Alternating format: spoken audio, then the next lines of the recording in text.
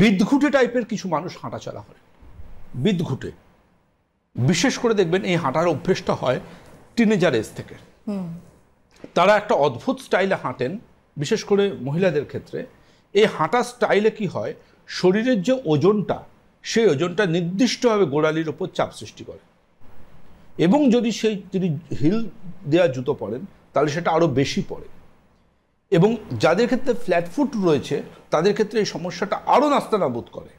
এবং এনাদের ক্ষেত্রে যাদের হাঁটার মধ্যে একটা ওই দেখবেন মডেলদের মতো করে হাঁটার প্রবণতা থাকে না রাস্তাঘাটে, তো তাদের জন্য কিন্তু এই হিল পেনটা অপেক্ষা করবে। গোড়ালির ব্যথা তাদের জীবনে আসবেই। তারা যদি জীবনযাত্রা থেকে এই হাঁটার স্টাইল না পরিবর্তন করেন, সুস্থ স্বাভাবিকভাবে মানুষ যেমন হাঁটেন সেই হাঁটায় যদি না ফিরে আসেন, কারণ ক্যাটস ওয়াকটা ক্যাটদের জন্য, আমাদের জন্য নয়। আর র্যাম্প ওয়াকটা যারা র্যাম্পে হাঁটছেন তাদের জন্য, আমাদের জন্য নয়। এটা যদি তিনি বুঝে যান তাহলে কিন্তু তার জীবন থেকে তিনি কিন্তু গোড়ালির ব্যথাটাকে সরাতে পারবেন। দেখুন, শুরুতে যে ব্যথাটা আসছে সেটাকে কিন্তু আবারও বলবো নিয়ন্ত্রণ করা যায়। কিভাবে নিয়ন্ত্রণ করা যায়?